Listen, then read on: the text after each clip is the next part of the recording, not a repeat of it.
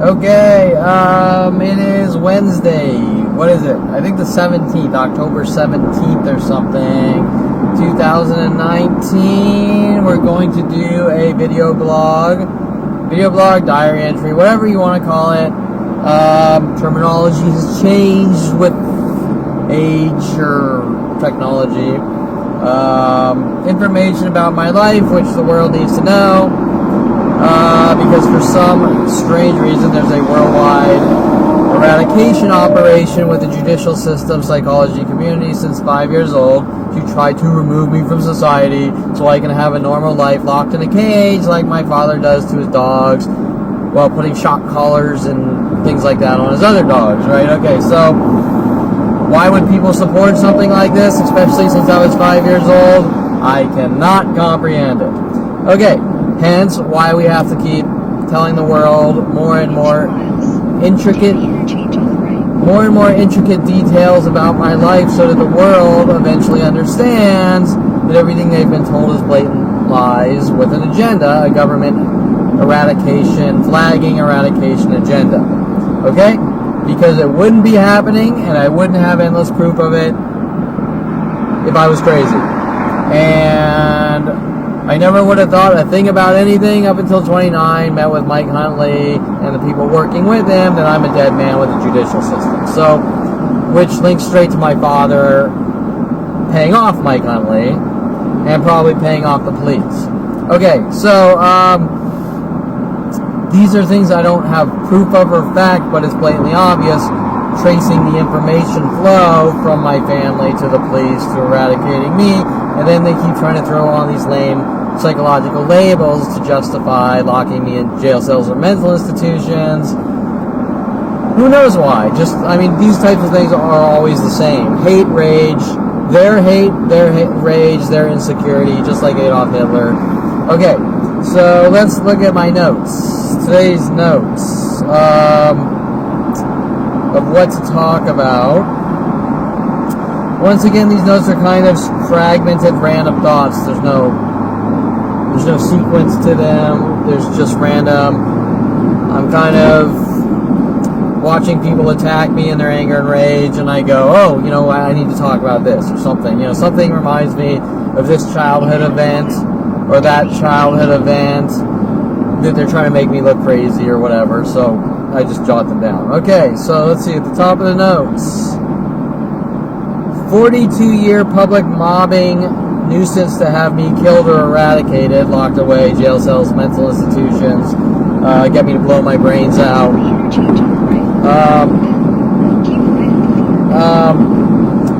Okay, for 42 years, the government has had mass groups try to mob me to death with their psychological torture operations, and they always turn around saying Kevin's a public nuisance, and Kevin me isn't doing anything. It's like the same thing that's going on today. I go to some public place, mass groups take turns in anger and rage on me, trying to provoke me into reactions to make me look like a violent, paranoid schizo. And Kevin's ruining our lives because we didn't get what we wanted by setting him up to eradicate him. So he's a public nuisance. Right? Okay, so 42 years of mass thugging and mobbings to me, bullyings, insane amounts of groups. All my friends in high school, Brian Weaver, Tom Hope, Greg Waugh, working with my brother and all his friends to set me up to eradicate me. They couldn't set me up, so then I'm a public nuisance then. My brother and his continual bullying when I was really young. Mommy, Jason won't leave me alone. Up, you're a snitch, you're dead. Well, normally the people in your family aren't psychotic murderers, and normally people don't support psychotic murderers. Okay, so all of my brother's lies and, oh, poor me, Jason Perlman, oh, poor me. Yeah, right, the guy's still involved in these, at 47 years old, still trying to hunt me down with these worldwide groups, with his wife and all of his friends and whatever, right? So the Jason Perlman, oh, poor me. Yeah, the guy's been told by my own family since a young age to eradicate my existence, and here we are at 47 with worldwide groups helping him.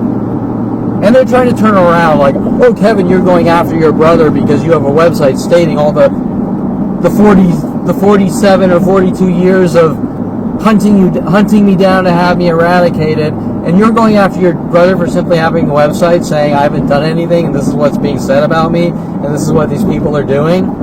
Yeah, I don't think so. That doesn't really quite cut it, because I'm one man and there's about 4 to 7 billion people taking turns on me now for 42 years to have me killed, and I guarantee you that nothing's being said or done to my brother, my family, or anyone else. They're all going out living their lives saying don't let Kevin say anything, and if he says one thing about anything we've done to him, kill him or eradicate him. Okay, so while I've had multiple people today follow me from place to place calling me brother and things like that, it's just noise with the, whatever you want to call it, the bigoted, racist, Jew-hating, kill Kevin 42-year groups, okay? And they're going to say whatever they need to say to justify killing me or eradicating me or locking me in cages and mental institutions like my daddy likes to do. And he's going to make up any cover-up lie, oh, Kevin did this to me, Kevin did that to me. Well, yeah, right, bullshit.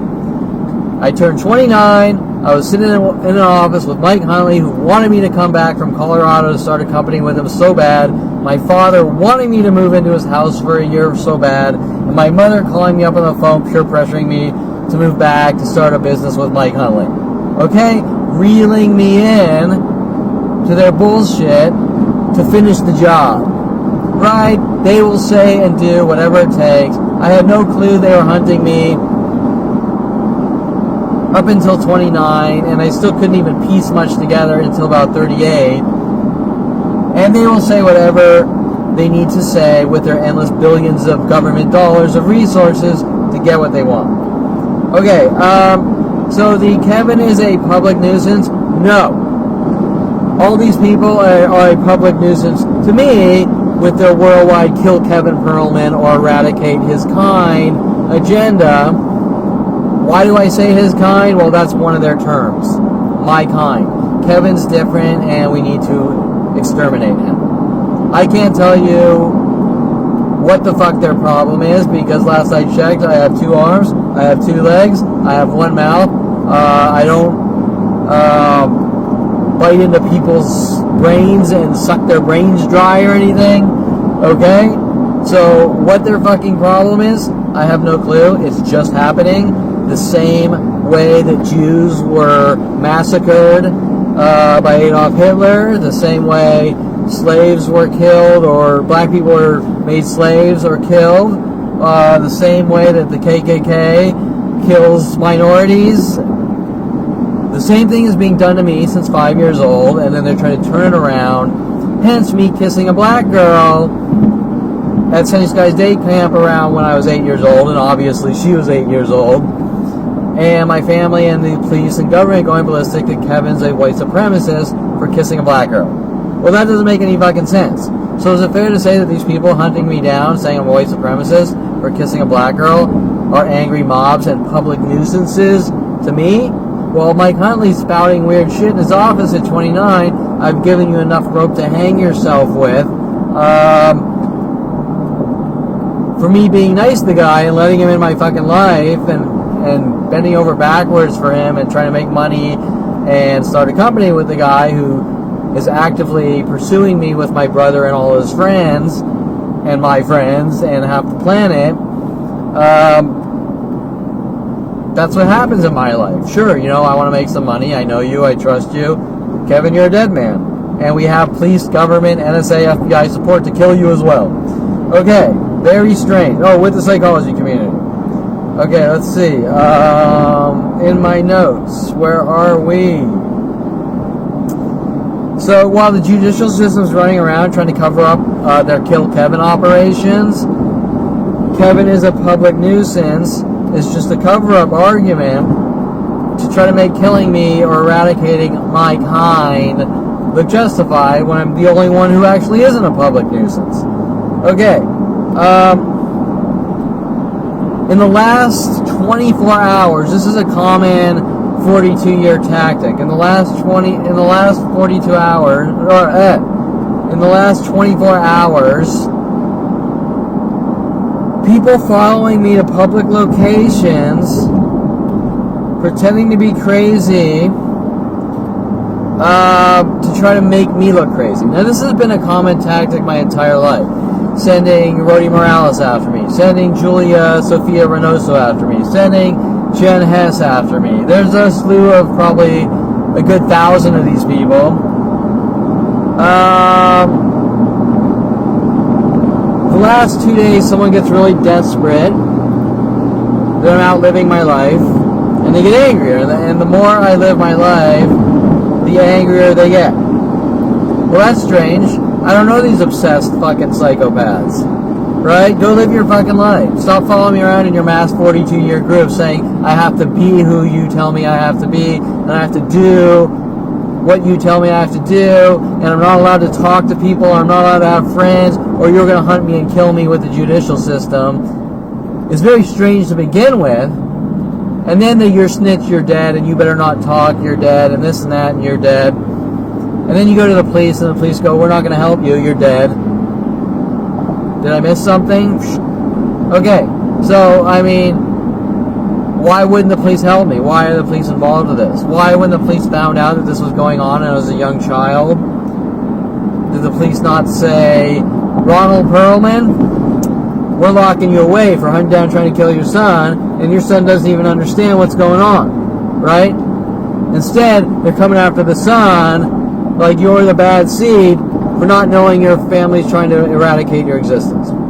Okay. How dare I? I'm a horrible monster. As if it's my responsibility to protect and serve. It's their responsibility. Okay. And then they'll turn around. Kevin thinks he's the boss. Whatever. Just weird as shit, right? Okay. Okay, so let's see. The two people that followed me in the last 24 hours. Aside from the mass groups working on me, trying to trigger me and get reactions. Okay, so you have mass groups mobbing you. This never stops. They follow you from place to place. If they're not following you, they know who you are, and they're trying to trigger you with the mimic tactics, mimicking. Today I had about probably 100 people. Some of them were the same people, like one lady at the DMV probably mimicked alrighty then a good 30 times while me waiting in line to see the DMV because I'm joking around doing some Jim Carrey YouTube whatever I'm joking around with some Jim Carrey things like alrighty then, right? And they're playing this game like, well, Kevin's a plagiarist because he copied Jim Carrey, so we have to hunt him and kill him for his crime. Well, that's the stupidest fucking thing I've ever heard. So, the point is, going to update my registration at DMV today. The employees, all the employees were saying perfect 100,000 times and alrighty then. Well, like probably a good, 100 times in the 40 minutes I was there. The one lady just behind me just constantly, alrighty then, in hopes that she can just get me to stand up and beat the shit out of her, right? This is and has been the 42-year agenda with the police and government to try to make me look like a violent, paranoid schizo. Anyways, in between all this, because I'm verbal and I'm saying, here's my website, this is what's going on. This is the truth. Stop fucking attacking me. Leave me alone. They have people show up. Now, the judicial system is going to try to cover this up, first of all. They're going to say, Kevin's trying to force his website on people by telling people that this website has the truth. And you all have been lied to. Well, that's the stupidest thing known to man, because what that states is, Kevin, you better not fucking talk or we kill you. Just like the video footage of the dog attacker, which the police seem to have paid off, saying, you're a snitch, you're dead, and attacking me with his trained canine.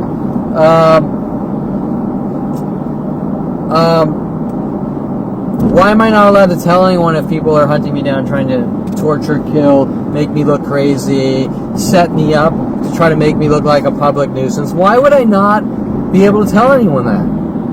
I'm just supposed to sit there and accept my death? Or like Sean Dinsey says, how do we force people into mental institutions we don't like? Well, I didn't know there was anything in the judicial system that says you're allowed to rid people of the world you don't like. There's no such thing as forcing people into mental institutions.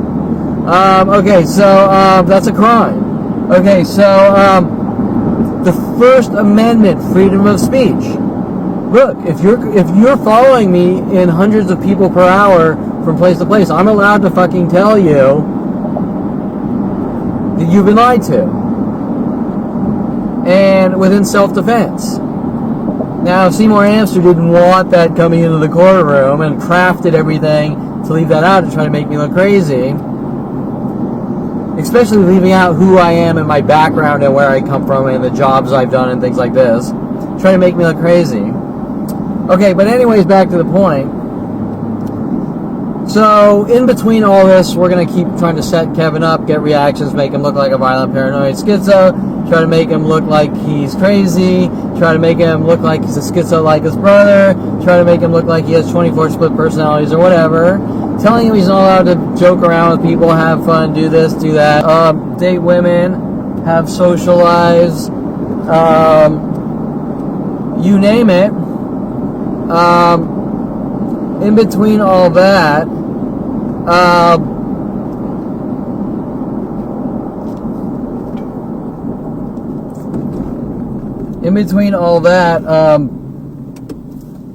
you get the idea.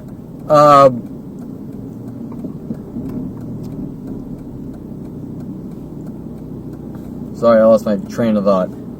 In between all of that,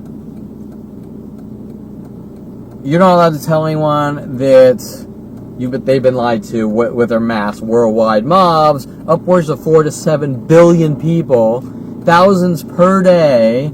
That's actually an understatement. If you were to do statistical analysis on all the cars and pairs backwards, and all the cars backwards, and the similar cars together, and the internet harassments, a good 100,000 to 1 million provokings per day, which is not wrong, has been escalating since 5 years old, growing exponentially, with groups of people following me around, hunting me down, saying you don't talk or we kill you or eradicate you, while trying to make me look crazy.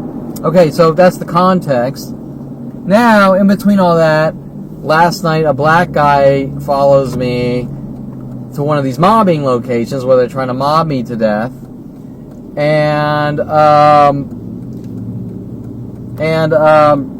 he starts passing out pamphlets about God and religion and this and that. And he tells me that, well, you know, what you're seeing is the devil. Here we go again, right? The Eric Christensen bullshit. Eric Christensen and Sherry Christensen at Southern Oregon State College sent after me to follow me while I'm in Emerald Hall, and they come from Diamond Dorm working on with mental illness tactics and to eradicate me with the police, with the last name of Christensen.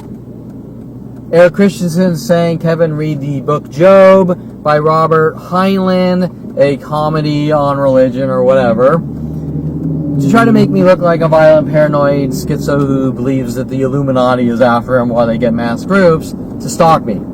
Right? Okay, so once again, these mass groups are going ballistic on me. We have this black guy that shows up. I just mentioned to him that a lot of this is racial, because they're, for some strange reason, mad at the Jew for kissing a black girl at 8 years old. Doesn't make any damn sense because nobody could give a flying fuck. And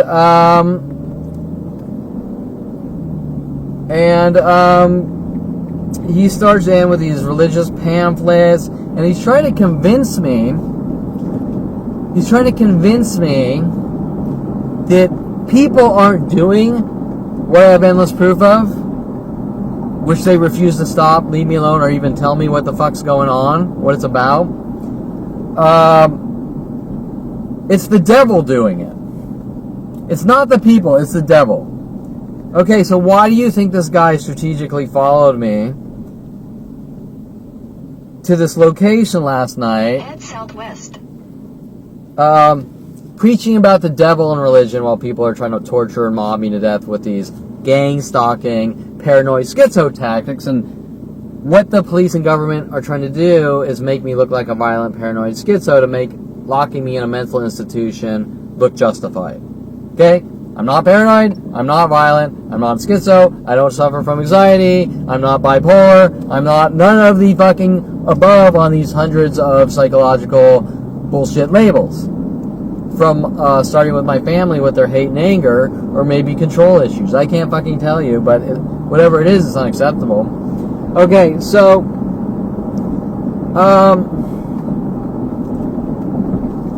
so the point is that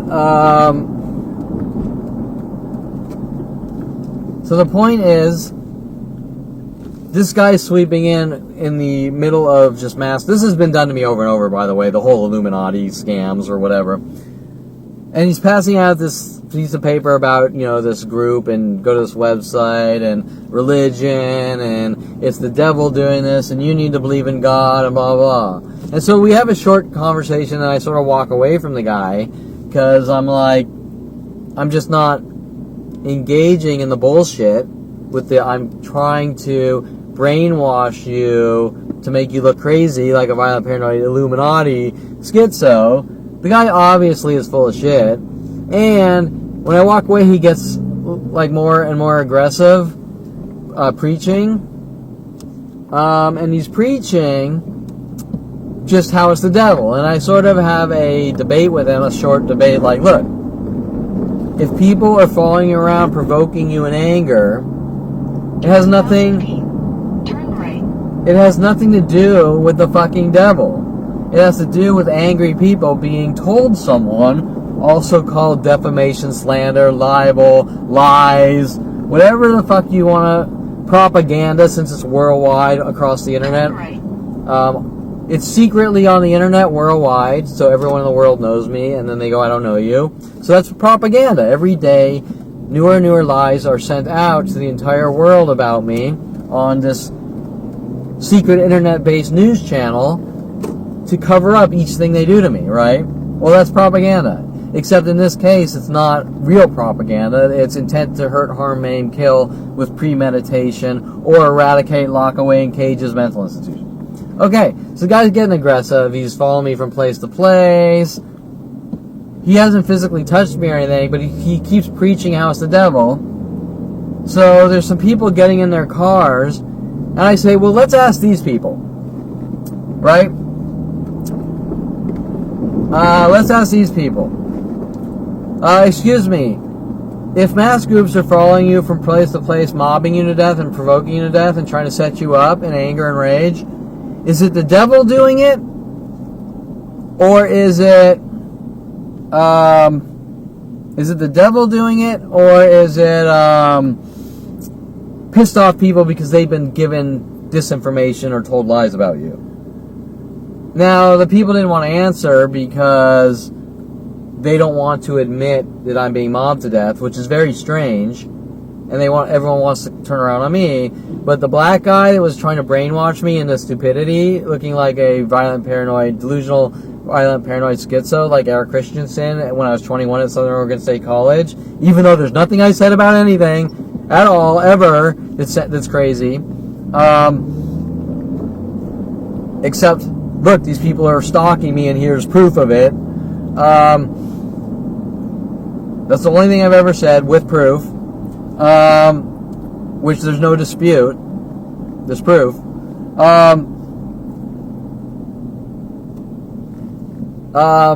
Now, at this point, the black guy gives up because there's a logical and factual or rational argument.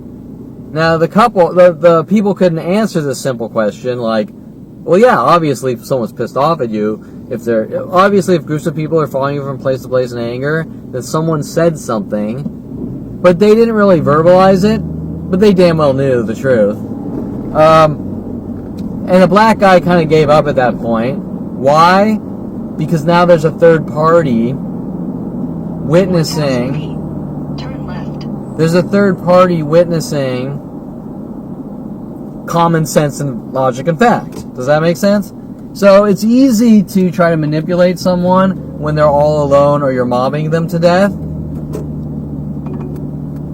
because they have no recourse to tell anyone. Right? But if someone's around, look, this is the factual argument. The factual argument is there's two scenarios here. Either God and the devil. 600 feet. Turn left. Either the devil's making these people turn into zombies.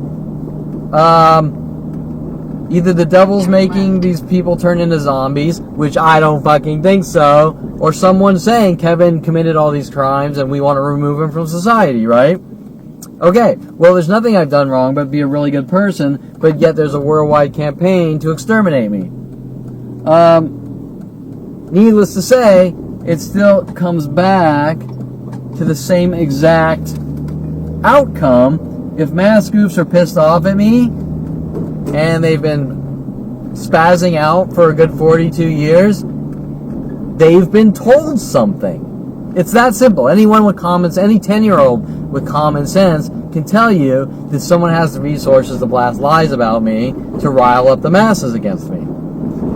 Okay, so he gives up. Now the point I'm getting at about the black guy and the religion, just like Eric Christensen, and we're going to get into Tom Farley next, is that in order to try to cover up what they're doing to my life, to force me into mental institutions since 5 years old, they're trying to divert the argument from these people are fucking mobbing me and stalking me, and look, here's the proof.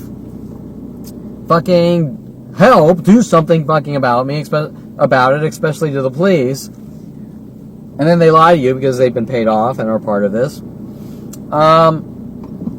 So he wants me to agree with him. Oh, it must be the devil then. Now he, at that point, not that I've agreed, I have not admitted or said anything, but at that point he would run around going, see, I told you Kevin's crazy. See, Kevin's crazy, I told you. Because you know what? Kevin came up to me and he told me that the devil's coming after him. That's the type of things they do, right?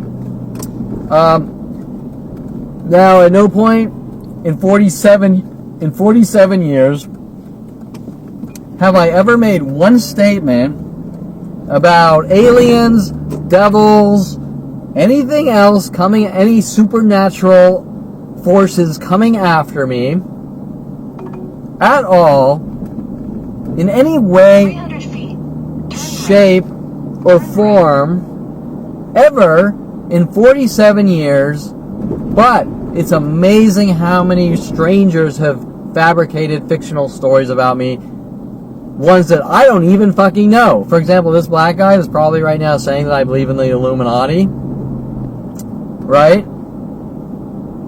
I haven't said a fucking thing to him. He came up to me trying to manipulate me, okay? And that goes back to Tom Farley and Aliens at 8 years old. Same exact thing, okay? I haven't said a thing. I haven't said anything about anything ever.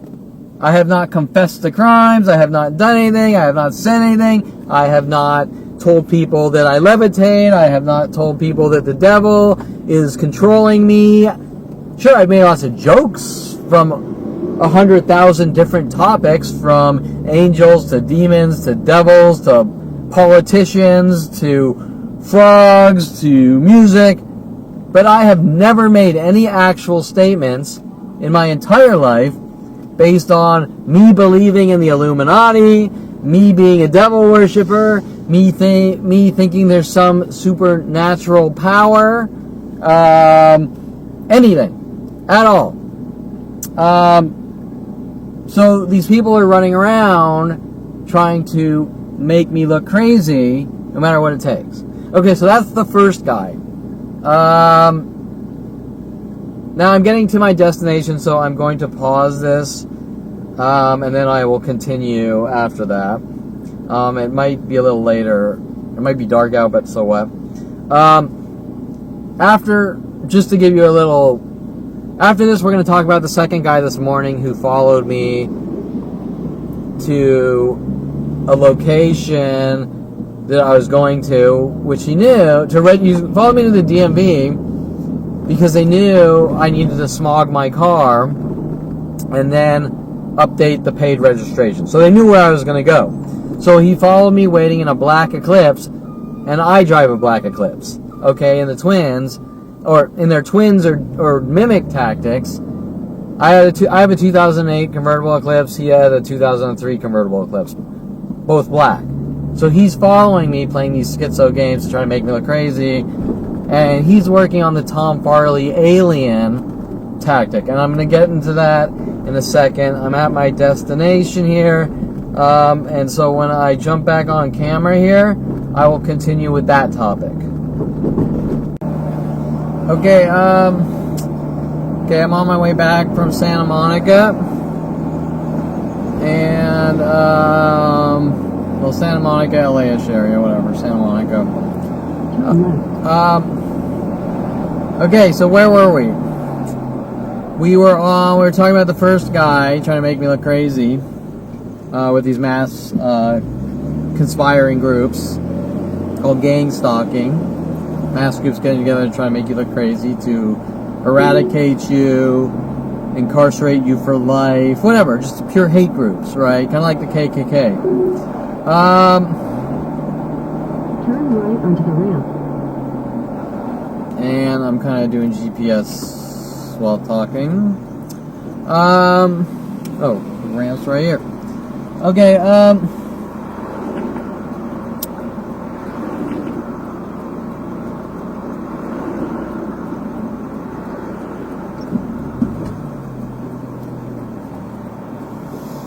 okay, just some of my Partiga cigar medication, whatever. Okay, so, whoa, and heavy traffic. Okay, so I talked about the first guy trying to make it look like I think the Illuminati's coming after me because he's working with mass groups to try to force me into mental institutions. Sean didn't see how do we force people in mental institutions with the judicial system or incarcerate them for life. Well, you know, I don't know many people that run around, I want to force that guy into a mental institution, which kind of links to my brother and his shit and my brother's threats. He and his friends put a teacher in a mental institution. This is when I was 16, and now we have a bug in your room and we're listening to everything you do on the radio, trying to make me look paranoid, right? Okay, like a paranoid schizo. A violent paranoid schizo. Me stopping my brother from going after Gregoire with a crowbar to find out that Gregoire was working with my brother in hopes that they could get me to help my brother. Okay. So anyways, take the exit on the right. Then keep left at the fork. Okay, so now, remember this is all within 24 hours. The next day going to DMV, Guys waiting for me in a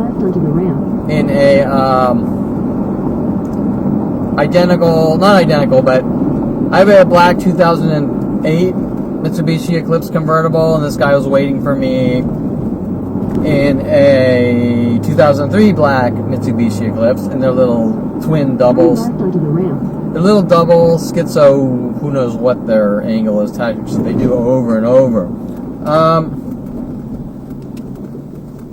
So he's waiting for me, he sees me, he kind of has like the smile, like I'm fucking with you smile. And he knew I was going there because I had already registered my car, but I needed to go get the smog. So I knew I was coming back, right? Now remember, this is just some random Woodland Hills stranger working on me. Of course, parked next to a black soul, which they've been parking groups of souls all around my house to try to make it look like I'm a violent paranoid schizo. So he sees me kind of videoing my surroundings, and he kind of like, he's smiling and laughing or whatever, and he's sort of waving like I'm your friend. So I kind of walk up to him, I start talking to him, I hand him a card, and he starts obviously wanting to talk and trying to make me look crazy. So he says, you know, I wouldn't worry about it. He keeps using we like he's part of this group of Kevin gang stalking target group, because he wants to sort of get information from me to twist it and contort it and go, oh, I talked to Kevin, he's crazy and he believes in this and that. So I don't remember exactly the conversation, but finally he starts to veer off like, I wouldn't worry because you know, I spoke with aliens and this and that, yada yada yada. This is the point where I'm like, you know, I'm done talking to this dude, because I'm not going to sit here and talk about Tom Farley Aliens. Now, where does this come from? Well, one, it's a tactic, okay? It's a tactic to try to make me look crazy. But where's the 1,000 feet, turn left. But where does the information itself come from to try to make me look crazy? Well, the information itself comes from Tom Farley at the age of 8 years old. When I was 8 and he was probably 8. Turn left. Well, yeah, he was. And Tom Farley, quick recap, Tom Farley was involved in all sorts of things after I thought Christy Reynolds was cute and was too shy to talk to her, right? But in Miss Vaughn's English class in 8th grade. So wait, 8th grade, would I be 8 years old? Maybe closer to 10 years old. I'm not sure, right? You do the math, 8th grade. And then Tom Farley befriending Tracy Picos, and him with my family calling it a death stare because I thought Christy Reynolds was cute. And I was kind of looking at her, not staring, just kind of looking at her, glancing at her, going, she's really cute, but I'm shy, right? Okay, so how does a shy, quiet kid who's afraid to talk to a girl go into he's a violent, paranoid schizo who's giving women death stares and threatening them with their lives? Turn right. I can't tell you how things go from here to there, right? But every aspect of my life goes from here to there, directed at me. Okay, so at one point, Tom Farley, okay, first of all, I'm 47, so we're talking, what, 10 years old? I don't know. I'm 47. This is yesterday. Turn right. Or this morning, actually. Not even yesterday. And,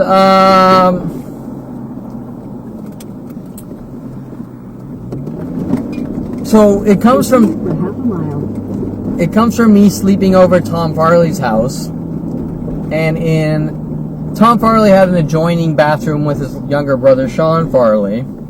And Tom just turned out to be a complete douchebag, like a complete jealous, enraged piece of crap. But where did Tom Farley get the resources to now have a worldwide, we're going to eradicate Kevin Perlman with my brother, his friends, my family, right? You get the idea, with my father saying weird things that I think differently and hinting that I'm tormented, when I've never been tormented until I sort of found out with Mike Huntley's death threats at 29, we're using the system against you and 100,000 other things. You'd better live a careful life, to find out he's working with the police and government and all these, and psychology community on these freaky operations to defame my reputation worldwide, make me look like a violent, paranoid schizo, to remove me from society.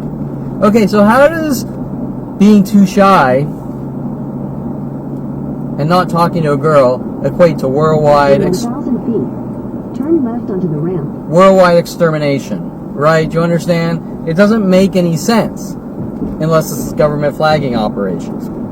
Okay, well, we can kind of try to go into the gray areas and pick apart what was really going on with the police, government, psychology community, NSA, FBI, whatever. I'm not going to go into that. I just want to talk about Turn left onto the ramp. I just want to talk about what they're doing. Okay, so what is it this guy wanted? He wanted me to say, oh, you talk to aliens? I spoke to aliens too. Okay. Well, cut that turn a little too close, but that's okay. Okay, so, and that would be a Sean Dinsey. Now I have driving problems and I need to be eradicated. Okay, so, Once again, from here to there. Okay, so how does... Okay, so never mind. So I'm talking to the guy. He wants me to say something weird like, oh yeah, I see aliens too. But really what happened was we were in like an adjoining bathroom, Tom Farley and Sean Farley. And Tom Farley says, there's like this sand glass window. And Tom Farley says, this is, I'm like 10 years old. And Tom Farley says, like he elevates his voice. He goes, look, an alien. And what he was pointing at was like a sand glass window with a light refracting off the light pole.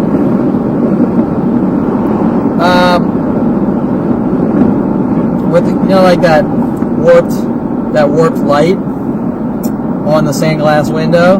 And he said, oh, look, an alien. And I never said anything like, oh my God, there's an alien? Where? What's his name? Is his name Paul? Right? Whatever. Okay, so what is the point I'm making? Because the same 100,000 lies from Tom Farley, Kevin, you said all people are stupid. Well, I never said that. Okay. Tom Farley is putting words in my mouth. But not only is Tom Farley putting words in my mouth, this information is being disseminated worldwide. Going, Kevin's crazy and Kevin's a violent paranoid schizo. Okay, so the first inconsistency we need to sort of talk about, 2 guys in 24 hours. One is working on the Illuminati devil theory. Tom Farley is working on the alien theory. Right? You see inconsistency here? I mean, which is it? Do I think the devil's turning everyone into zombies and trying to eat my brain? Or do I think Xenu the Scientology alien is coming after me? I mean, I don't know, right? Okay, so and there's been a whole bunch of things like Brian Longbotham wanting to take me to the Scientology building, Rob Roy McGregor working on the Scientologist angle with Hollywood and Brian Longbotham trying to make me look crazy. Okay, so the point is that I never said anything to this guy, Tom Farley, or anyone else about devils or zombies or aliens or any of these freaky supernatural things, Illuminati, nothing. So now you bet your ass this guy's running around. I talked to Kevin, and he thinks he talks to aliens. Something like this, right? Okay. 2 people in 24 hours. Why do you think they're doing it? Because they're trying to make me look crazy to lock me into a mental institution. So, of course, I break off the conversation. He gets mad with the little cryptic harassments. And I walk away, but now there's probably some kind of judicial cover-up how I did some horrible thing to this guy or something like this, right? The guy that's following me with groups from place to place. Or notifying mass groups to try to make me crazy and break my mind or something like that. Okay, so that's kind of just a quick, broad overview of this morning with those types of tactics that try to make me, Kevin Perlman, look like a violent paranoid schizo who thinks he sees aliens, or thinks he talks to or sees aliens, or believes the devil is coming after him. Now, remember, I do a lot of jokes about aliens and devils and heathens and demon jokes or whatever. Any sane, rational person can understand jokes or sarcasm or humor. Yet these people have no ability to differentiate between demon jokes or me joking around on social networks going heathens unite or little harmless jokes that nobody would normally care about. These people are strategically and obsessively all day and night going after my credibility and reputation. Why? Because they want to force me into a mental institution. Why? I don't know. But remember, we need to link all those things up with the endless threats and death threats It is what it is. You better learn to accept what's going on, or it's going to get a lot worse. Pardon my language. No relaxing for you, nigger.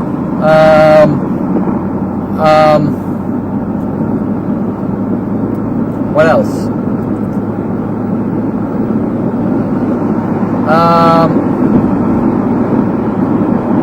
Whatever, they're going to try to twist and contort whatever they can use to get me in a mental institution out of hate and rage, but more importantly, after 29, for what I know and them not wanting me talking, right? You, Kevin, you don't talk about what we did for the first 29 years of your life. So we're going to try to lock you in a cage or a mental institution and try to make you look crazy and, quote unquote, from the judicial system, incarcerate you for life. Okay, so that's pretty much that topic. Now let's look at my notes. Remember, my notes are these notes are kind of going a little everywhere because I was just writing down random thoughts.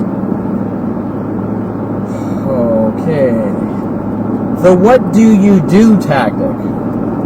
I don't know exactly what that means. Now, on the surface, it sounds like, hey, Kevin, what do you do for a living? But every time I talk to someone, they're kind of like laughing and snickering and this and that. What do you do? And they're trying to get some weird confession, like I'm Jack Reacher, or I don't know. I have a feeling, I'm not 100% sure, but I have a feeling it's a reference to a movie or something out of a movie. Bottom line, they're trying to do the same thing. Well, Kevin has information. We don't want him talking about what we did to his life for the first 29 years in these mass groups, which is worldwide defamation and slander and libel. Trying to scare me with the word conspiracy and things like this. Well, conspiracy is two or more people getting together doing something to harm someone or something bad to someone. That's the definition. That's the actual dictionary definition. It's once you take it out of a movie, it's not a very scary word anymore. Okay, we're not talking about the movie conspiracy theory or anything. We're talking about reality, and there are conspiracies all the time, especially in politics, In 2 miles. government, Watergate, whatever. There's conspiracies all the time.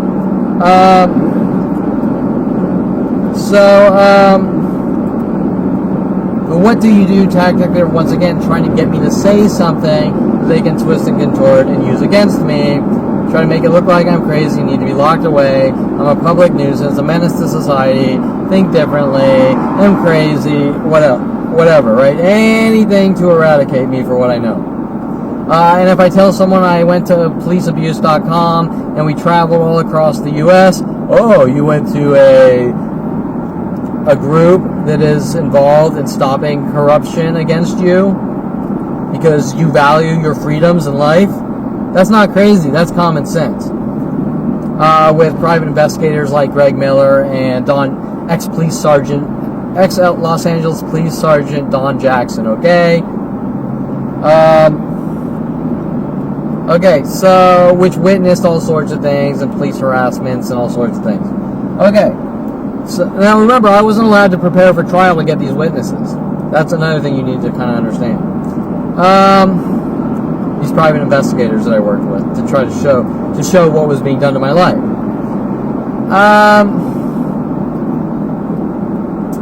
Okay, where are we on my notes?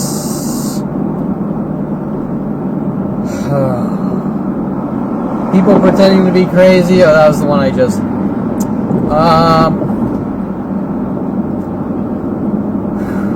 Tom Farley sent after me to have me eradicated for getting into building cars. Okay, yeah. Tom Farley was mad at me for building cars. There's all sorts of things. I don't want to go into the details with Tom Farley working on me with my high school teacher, auto shop teacher, Mr. Baylor. Also my English teacher, like 9th or 10th grade English teacher, Mr. Baylor.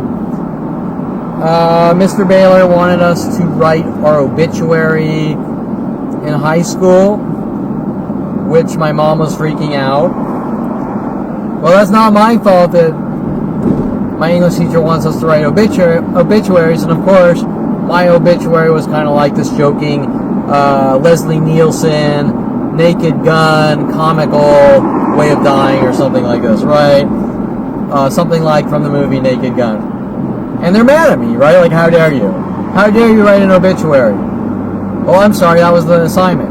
Now, on that note, we have 11th grade English teacher, Miss Tunick, wanting us to read A Clockwork Orange, which is a very violent book.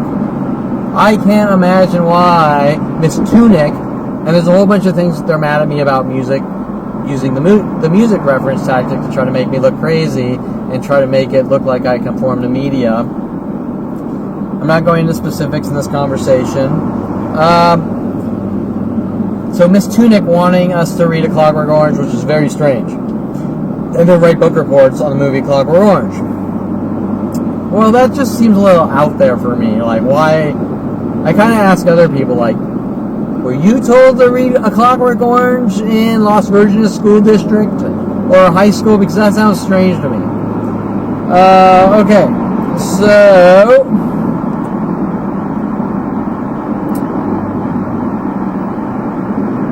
my father, Kevin, how do you live like you do? Well, I lived just fucking fine up until 29. Finding out what my father was doing with Tom Farley, Mike Huntley, Paul Humphrey, and many others, and then them not wanting me talking about it, saying Kevin's crazy and he's imagining it and he's delusional with the LAPD. And why did he want me to move back from Colorado to get me close to him? Reel me in with groups of people all told to sort of peer pressure me back so he could get me close. Now, my father's mentality is kind of like, keep your friends close, keep your enemies closer. Okay, that's what I learned that one the hard way, and I couldn't believe that this is who my father was, an orthopedic surgeon with a secondary psychology degree who's really kind of like Hannibal Lecter. Okay? Now, remember, my brother and his friends were doing all sorts of things, like we want to keep showing you horror movies and then make up lies that I conform to horror movies and I'm crazy. Okay, so,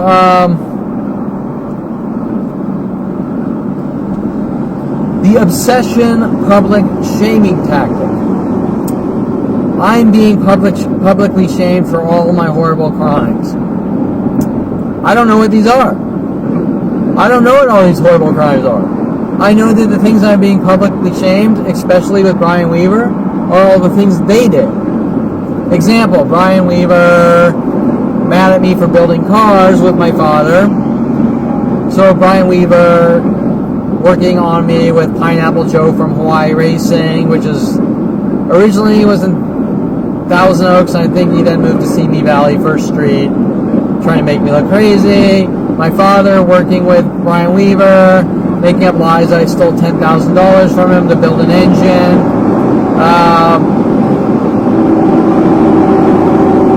When I worked my ass off in his office in the file room for scraps, just so I could make money to work on my cars, which wasn't much. Also, Victoria Walker later on in life was told to take over, asking me if I could deposit $10,000 checks from her. Oh, and my father working on this tactic with his girlfriend, French girlfriend, Alexander, saying, well, Mike Huntley stole $10,000 from Alexandra.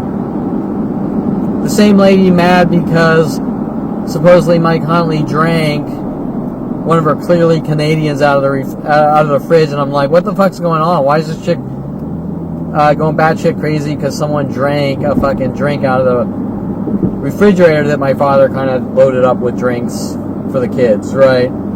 Okay, you get the idea that these things are just being fictionally fabricated, disseminated worldwide, twisted and contorted, and then used against me, and then anything that anyone else does in life, my family will pin on me saying I did it. So this public shaming isn't really a public shaming. They're trying to sort of make me look like a schizo and guilt me for everyone else's things. Now people go, you're crazy, Kevin, why would you think that? Oh, gee, I don't know. I have police officers following me from place to place every day trying to set me up to lock me away, where they keep writing up fake charges and things like this.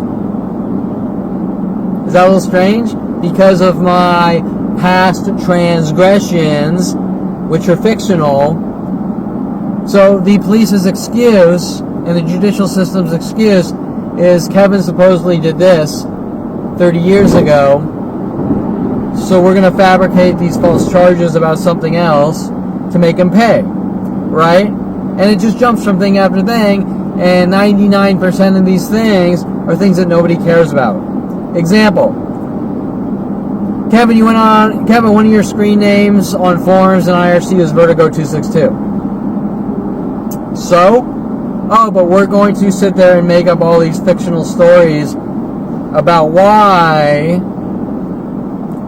your nickname is Vertigo262, and then feed it to the entire planet on these propaganda extermination systems in secret built around me in 1994 across the internet, that my brother wanted me to see the internet so bad in 1994, when it was basic level telnet sessions and things like that, right?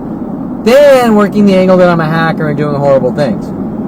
You get the idea? So my brother's sort of like usual, with everyone else playing both sides of the fence. I'm your brother and I love you, but I want to redo the world behind your back with the rest of my family, because they want to lock me in a mental institution. They want to make me look crazy, lock me in a mental institution, or incarcerate me for life so I can have a normal life. Well, that's fucking insane. That doesn't make any sense. And my father's bullshit, I'm going to follow you around and stalk you and try to make you mentally ill, and then go, you think differently. Well, I don't think differently. And then the judicial system's trying to leave out my entire life up until 29, working at Universal Studios, getting into 3D animation, visual effects, 14 years of IT, server builds, .NET programming, Transact SQL programming, graphic design and layout. We're going to leave all that out of the story here. You're just some crazy man like Mel Gibson in the movie Conspiracy Theory. Oh, wait. Isn't people's lives supposed to be about what their life is in the actual situation? Isn't that a little strange? Instead of following around saying this guy's crazy and he thinks he's a government agent and all sorts of weird shit like that, or he conforms to the media while trying to make it look like I'm these things. Okay, so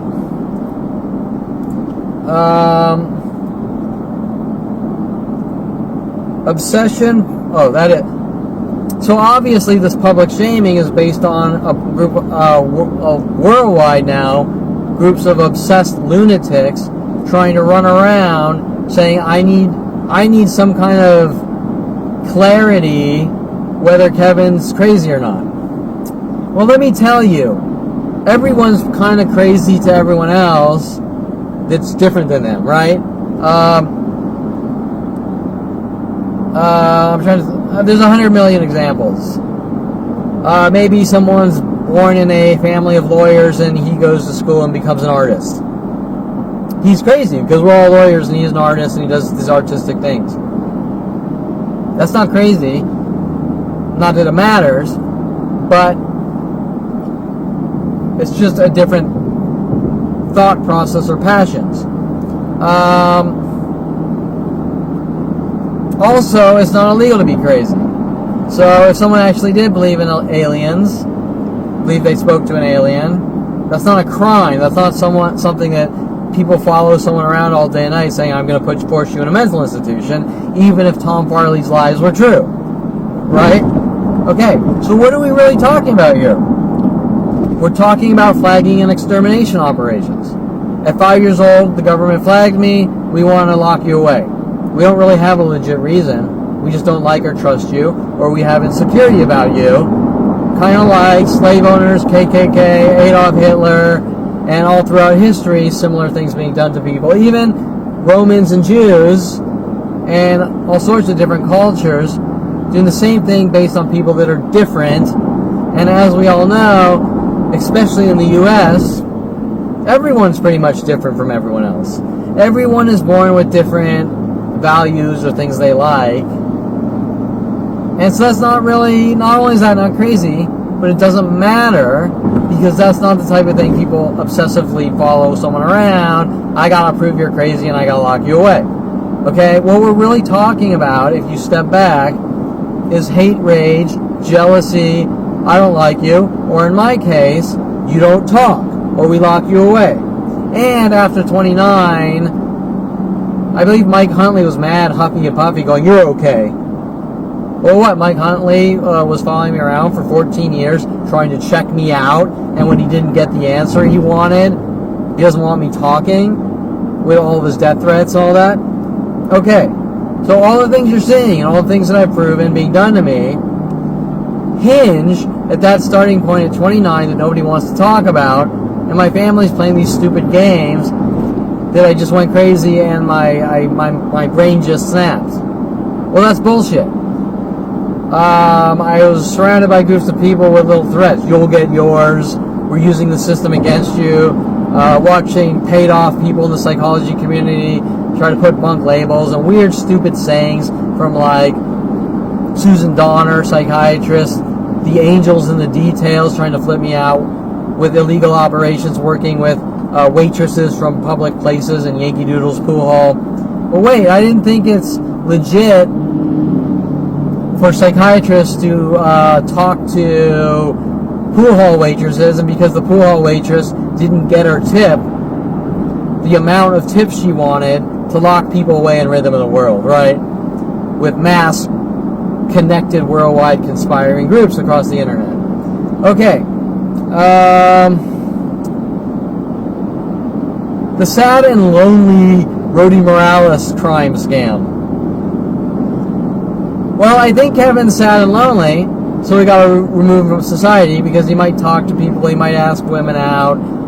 People who are sad and lonely aren't allowed to ask out women or flirt with women or do studio photography with good-looking women because he's sad and lonely. Hello, does that even make any fucking sense? Of course not. But these are some of their freaky justifications. Now, what they want is to say, Kevin, why are these people doing this to you? And they want me to say something weird like, oh, because I'm sad and lonely? And then the police go, this guy's crazy because he thinks people are following him because he's sad and lonely or some weird stupid thing like this. Okay, well, these things keep changing with their disinformation to try to get me to say something that looks like batshit crazy, but they can't get what they want except, look, I have proof these people are following me around doing these demented things. Okay? And a lot of this proof for physical attacks by people and things like that as well. That's the more obvious, but they go from subliminal harassment to extremely aggressive, and it doesn't matter what I walk into the police department with. If I have people attacking me physically on video, the police department will lie through their teeth saying, you're crazy and it didn't happen, even though it's on video. Okay, how do you explain that one? Even if you're crazy and someone attacks you, a crime is being committed against you, and whether you're crazy or not is irrelevant. It's completely irrelevant. It's not the police's job to play psychologist or psychiatrist, or the judicial system. The judicial system's only job is to create peaceful communities, which my taxpayer dollars pay them to do, and they refuse to protect and serve when it comes to Kevin Perlman. And that's it. They're not here to question someone's sanity. They're only here to stop crimes from happening. And if someone really is crazy and crimes are being committed against them, then the crazy guy didn't do anything wrong. The people committing the crimes did. Period. The end. So it's an agenda. They would never do this to anyone else. Okay, what else is on the notes? The public nuisance and Mike Huntley tactics. I don't exactly understand where any of this comes from. 29, Kevin, I've given you enough rope to hang yourself with. And they've been sort of ratcheting down and tightening the noose on me since 5 years old, trying to get whatever they can use against me, anything and everything, and anything and everything equates to you breastfed wrong, or you yawned wrong, or you fell asleep in class, or who knows. Nobody gives a shit, normally. Okay? Showing their hate, rage, and obsession. Now, is he talking about when I was 16 and he introduced me to Melody the stripper from Magura? Or no, she was a Calabasas High student in Mike's age group, which was 2 years older than my brother. remember, my brother and his friends. My brother originally was friends with Mitch Viner from Lost Hills, and somehow Mike Huntley came into the mix because he was Mitch Viner's neighbor working on me, right? And clearly Mike Huntley latched on to me with his obsession and hate with the police working on all these angles as well. So I don't really know who Mike Huntley really is, except for some guy who his mother raised pit bulls or something, and there were in his mother's house in the garage there were small cages of pit bulls, and which seems pretty inhumane now that I think back about it. And when he wanted to start Signity Services before we had an office, and my father reeled us close to my father in his office building, and I'm not going into the specifics of all the things they did there.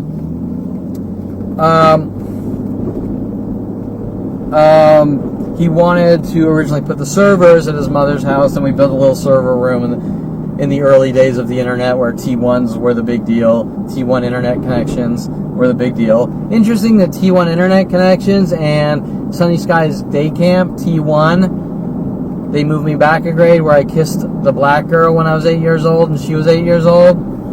And after that I was labeled a white supremacist for kissing a black girl, which doesn't really make much sense, and I'm not going into the details of all the things they did, that they don't want me talking about the specifics. Even if I go to a therapist, they don't want me talking about the specifics. And my family will keep making up lies that I'm crazy and I'm lying and things like that, and I've caught my family in 100,000 of their pathological lies to cover up all these things. Okay, now the big thing with Melody was that at 16, Mike said Melody's bouncer is out of town or something. She needs someone to go to some cheeseball high school bachelor party, and when she was stripping at the bachelor party, she wore a rope. That's all I can really trace that. Who cares? She stripped with a rope, and I thought that was fucking awesome to wear a rope. Now Brian Weaver was sort of trying to publicly shame me at around 30 years old at a bachelor party for one of our high school friends, and he was mouthing off in anger and rage how this is a public shaming to me when the stripper came for whoever was getting married, one of my friends getting married, and Brian Weaver hinting about Melody the stripper. Once again, Melody like music. Also, I should note that Nikki Sixx moved 2 houses down from me from Nikki Sixx from Motley Crue moved 2 houses down from me. He was married to Brandy Brand, and they got mad at me for always going out and jogging, and then Brandy Brand started jogging, and they played this game like Kevin stalking Brandy Brand or whatever, right? Said this all sorts of weird shit. Now, maybe their threes tactic is about the song Girls, Girls, Girls. I'm not sure, right? I don't know, but you can see how they're sort of trying to use music and say Kevin conforms to music, Melody the stripper, all sorts of weird, freaky things like this. Just like my brother and his friends want to show me all the horror movies and say Kevin's crazy and conforms to horror movies. Let's see. Clearly, family paying these people off in secret out of hate, or contacting people saying make Kevin look crazy because we want to lock him in a mental institution out of this hate and rage directed at me, this obsession and hate and rage.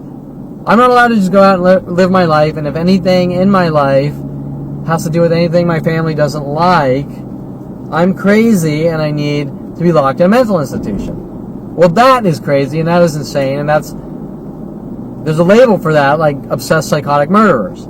So I haven't done anything wrong. I just have a group of people sort of trying to dictate my life, or else Elsie Sandoval, you're a dead man, or we're going to lock you in cages, jail, or mental institutions to teach you a lesson for defying a family that doesn't approve of things like playing pool or going out doing studio photography. Okay, so where are we?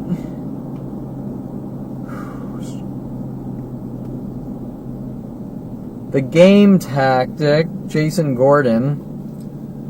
I think I mentioned, didn't I mention this in my last thing? I think I did. Let's just... public news in strip clubs. Rody Morales. 4 people came in my life wanting to take me to strip clubs. Eric Christensen in Southern Oregon State College. Val Morozov in University of Colorado.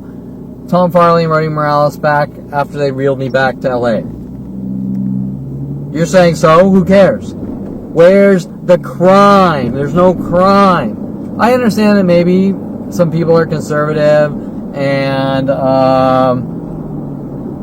they don't approve of that, or they're married and they don't want that type of personality near them.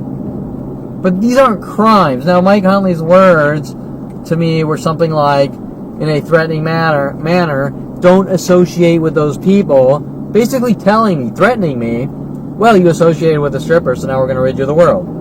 And then he wanted me to talk to my father for some reason. You get the idea? My father's like paying off Mike Huntley to stalk me and set me up and frame me because my father doesn't approve of my lifestyle or who I'm associating with. And I'm not going to tell you, sometimes there's shady people who are strippers or whatever. But the first thing I'm going to say is the porn industry, Hollywood, strippers are not criminal acts. They're not crimes. Okay? Strip clubs. There's a strip club right up here on Topanga Canyon called, I think, Exposed, a couple blocks away from Topanga Division LAPD. And I don't see LAPD breaking in with M16s every night blowing people away. They couldn't give a flying fuck. Right? Okay. So there's no crime here going to strip clubs at all. So why are they mad? Now, also in the office, after I was building adult websites, Tim Thompson, who kept saying, sent after me by Steve McPike, a fellow pool player, kept saying, Kevin, I want to build adult websites. Kevin, I want to build adult websites. Kevin, let's build adult websites. Well, I was already building adult websites. And then Tim Thompson changes. First, he doesn't want to take part in building the adult websites. And then he changes in anger right at the same time. Well, you built adult websites, didn't you? Okay, well, once again, there's no crime there. So maybe Dr. Ronald Barry Perlman is mad that his son built adult websites? But there's no crime. There's nothing that Dr. Ronald Barry Perlman or anyone else, especially Tim Thompson, working for Hot Body International, would remotely care less about, based on legal or illegal. And when Brian Weaver's talking about public shamings, what's he publicly shaming me for? That's like me saying, Brian, you went in the Army and got your pilot's license and you fly for the Army, so I'm publicly shaming you because I don't approve of you becoming a pilot for the Army. Okay, there's no crime here. There's no public shaming, even though publicly shaming people is pretty much highly illegal anyways, because you're destroying people's lives. And when they're publicly shaming me, it's not anything I've done wrong. They're trying to pin all the shit that they did onto me to defame my reputation. But where the shit hits the fan is the police and government are helping them with the psychology community. Okay, so what is this really about? Kevin, I don't like your life. But what did I do? Well, I can't answer the stupid question. I just don't like you or your life. Okay, well, that all comes down to hate. Hate, rage, obsession. But remember, these things actually start at 5 years old. So things get really weird and freaky that don't make any sense. Okay,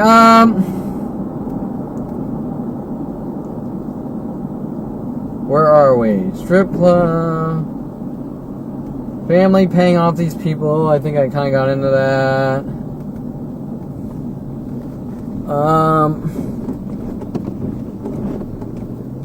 Okay.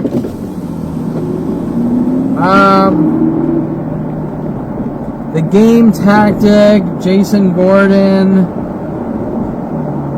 I'm not sure where I was going with this. I thought I talked about this in the last video blog.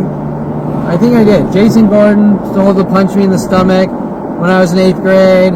Brian Weaver bullying Ryan Hirsch in 8th grade. Ryan Hirsch and Brian Weaver going to the principal saying I bullied Ryan Hirsch for 15 minutes. the world coming after me, even now with Seymour Amster, with these false charges, and Seymour Amster intentionally losing the trial, losing the appeals intentionally, trying to make me look like a violent, paranoid schizo, because Brian Weaver kind of sort of bullied Ryan Hirsch for 15 minutes when I was in 8th grade. Who cares? I think I talked about that in the last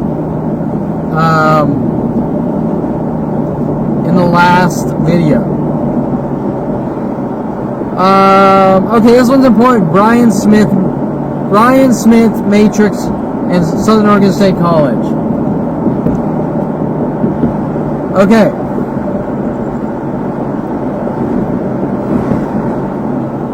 I have no fucking clue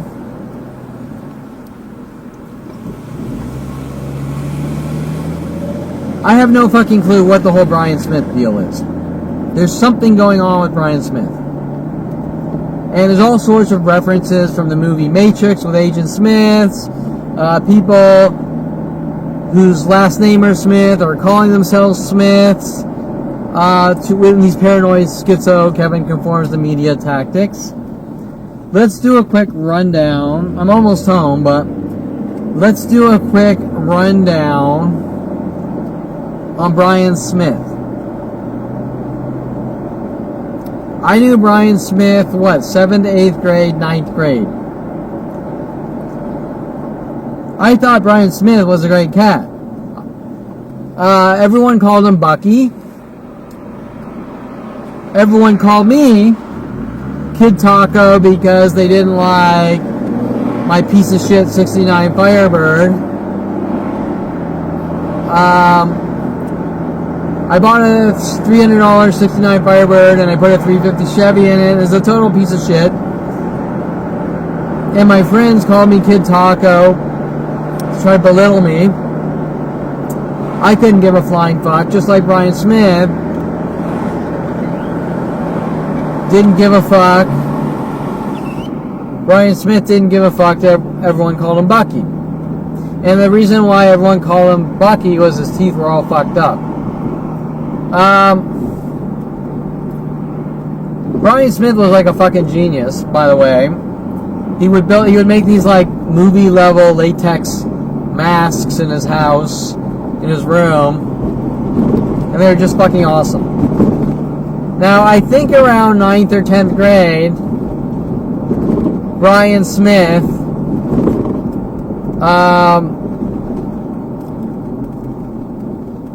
moved to Oregon. And Brian Smith never really verbalized he was moving or said anything. He just kind of fucking disappeared.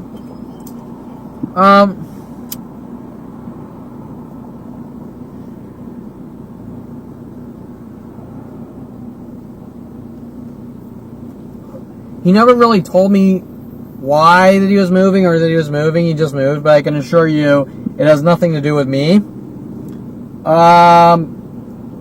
And I think people keep belittling me with innuendos, cryptically trying to hint that I pushed Brian Smith. And I don't know why. Now, there's all sorts of references about rooftops. Okay? There's all sorts of references about rooftops and Brian Smith. My father hinting that I pushed someone or something like that. Being that the things that are being done with the entertainment industry, of people writing shit around me and trying to guilt me or those freaky things, I'm guessing that there's a scene in Bucky Larson where I don't know, the porn star that goes, nothing grows in my cockshade or whatever.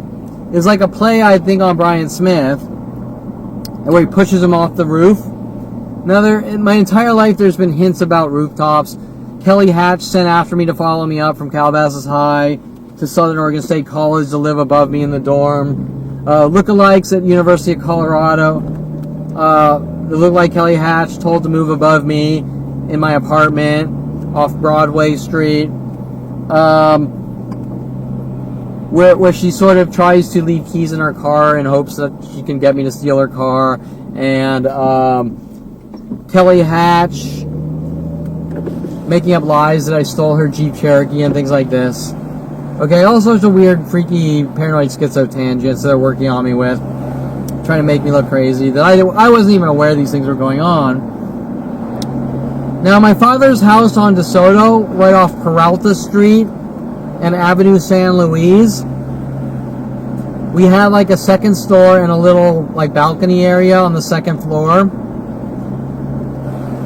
And there was a pool table, a balcony, and it was like the total party house. My guess is that my father and friends were making up some fictional dramatized lie that I pushed Bucky, Brian Smith, who moved to Oregon, off the second floor into the pool or something. That's my guess.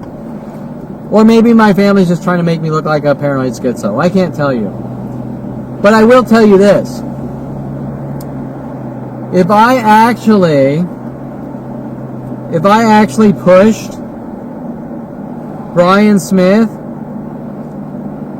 off my father's second floor balcony into the pool, he would be a bloody dead stump on the concrete ground.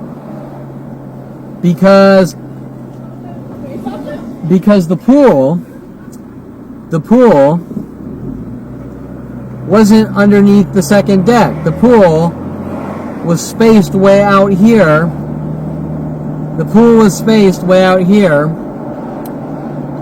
And there was a fence and then a pool. So if you were to push someone off the roof at my father's house on DeSoto, Avenue San Luis, you don't land in no pool.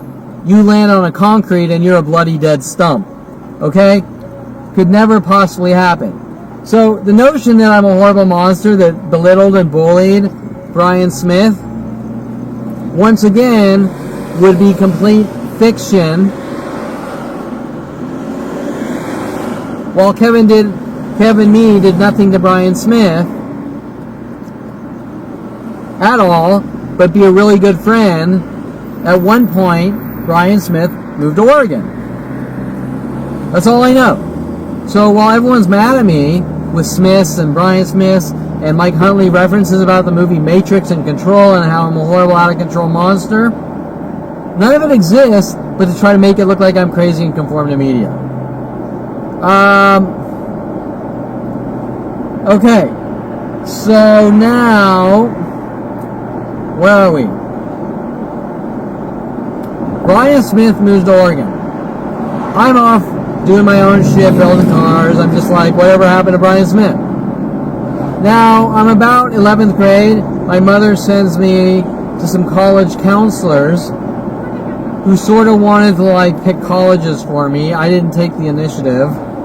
I didn't realize that my family was sort of trying to create these controlled environments where they could try to make me look crazy, right? So,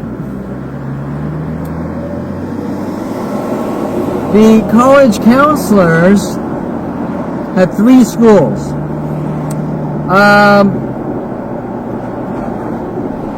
One was Loyola Marymount.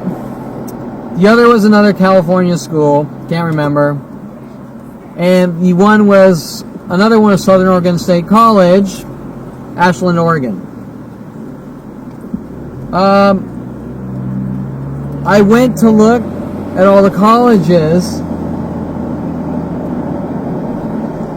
and I liked Southern Oregon State College the best because it was completely different and out. It was completely different and out of California and something new and different people and something just completely new. Now, I believe my family's trying to play this game like Kevin Schizo.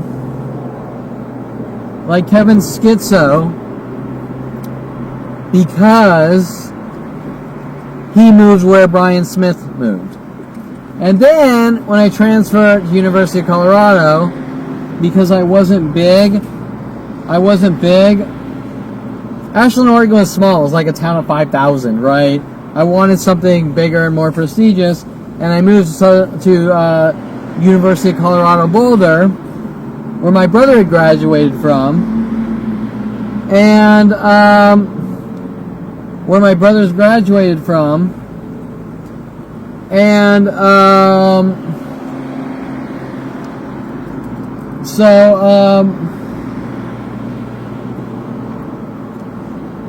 I believe what they're trying to do is say Kevin's a violent paranoid schizo, and he thinks he's Brian Smith, and he thinks he's Jason Perlman, and things like this, right? With their bullshit schizo tactics to do whatever it takes, try to make me look crazy, to remove me from society. But remember that my family is staging the situations by having these college counselors say go here, and then having Kelly Hatch follow me up and stalk me from Calabasas High, Southern Oregon State College. Now, I never would have thought about this until maybe 38, watching Kelly Hatch stalk me with the police. And then, or I shouldn't say watch, I should say finding out that everyone's mad at me about Kelly Hatch, but yet there's nothing I did to Kelly Hatch to find out all the shit she was told to do to me. And they're trying to cover up all these things. So all these things are sort of strategically planned from the beginning. Let me think. Anything else on Brian Smith? That's about it. Like everything else, I've done absolutely nothing to anyone. I was good friends with Brian Smith. I've somehow done something wrong to Brian Smith. I need to confess what I did to Brian Smith. I'm also a violent paranoid schizo, and then I'm playing mind games with people.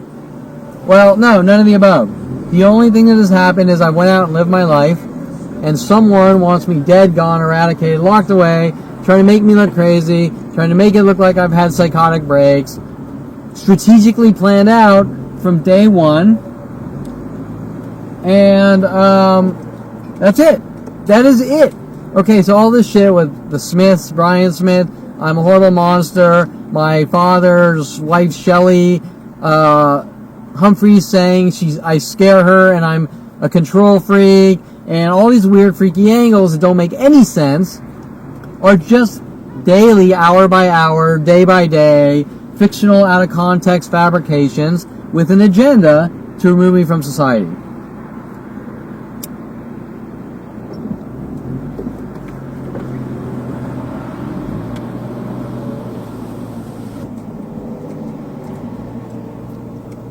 Okay, so let's see, where are we right now? So that's kind of Brian Smith. I'm getting to the end of these. Oh, that is the end. Oh, Hill. I started writing something with Hill. I believe some of the things like the black guy they had following me at all the coffee shops, harassing me and doing all these freaky things, kind of looked like Timo Hill from high school. And I think I was sort of starting to write some notes about Timo Hill and maybe this guy who doesn't really look like him. He doesn't really look like him, but he doesn't really look like him. But I think they're trying to do their little twin schizo body double tactic, which they've been doing to me for so many years since a young child that I didn't even realize was going on. And they're trying to work all of these schizo angles and this and that, right? Okay, so that's pretty much it. It's October 17th, I think, 2019, on a Wednesday. I've sort of gone through the 42-year, let's try to make Kevin look like a public nuisance for speaking about the things they won't stop doing to me. And the threats, you don't talk or we eradicate you. But what was their original agenda up until 29 and me finding out about these endless setup attempts and frame jobs with the police and government, women paid off or sent after me, hunt down and eradicate Kevin Perlman, follow him to this college, follow him to that college, my brother sending all his friends after me at University of Colorado to try to set me up or frame me or make me look crazy, all the people working on me at Southern Oregon State College, pinning all their things on me and giving it out to the world, Brian Weaver's things tracing all the way back to 8th grade, Christy Reynolds, Tom Farley from 8th grade with Christy Reynolds, Tracy Picos, Brian Weaver with Ryan Hirsch working on me. All these things that I haven't even done anything close to anyone, but find out I'm being hunted. That's pretty much it. And come 29, Mike Huntley in an angry voice, "Oh, you're okay," like I wronged the fucking piece of shit for following me around trying to make me look like a schizo. And then running around saying I'm playing games with everyone's lives because I'm not crazy, and my behavior shows that I'm perfectly sane and stable. Then come the judicial cover-up operations with the psychology community. Kevin's crazy, and look what he did to us. Look what, oh, poor us. Look what Kevin did to us. Well, wait a minute. I come 29. What's going on? My father, you know what you did. But I'm not going to tell you because people can lie. My mother, my past caught up with me, hinting that I need to leave the country. My mother making up childhood lies that I supposedly hit Josh Burnham in the head with a golf club. My brother sings with Gregoire, my brother going after Gregoire with a crowbar, me stopping my brother. Gregoire, my brother, getting mad that I made the right decisions, that I am a good, stable, decent person. All my brother's road rage shit that he's trying to pin on me. The weird chase tactic, chase angles. I don't know. I can't tell you why they're doing it. All I can tell you is it's been going on literally since 5 years old, and I trace all these horrific events, which now worldwide support, you don't talk or we kill you or lock you away or eradicate you away for no reason, and a big one with the black community and worldwide groups. Well, you kissed a black girl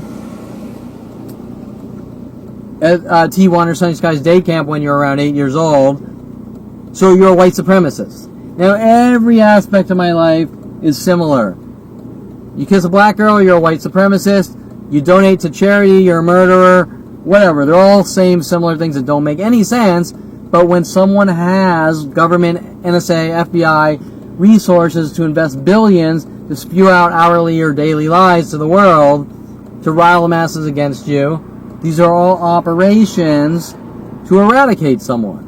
And so everything we're seeing, everything I'm talking about, everything that's been proven, all these people trying to make me look crazy, Tom Farley, Kevin, speaks to aliens, whatever, are all cover-up tactics to eradicate Kevin, his kind, as they say, with worldwide support on a forest fire of hate and rage against me since 5 years old, with my own family, especially my father with his endless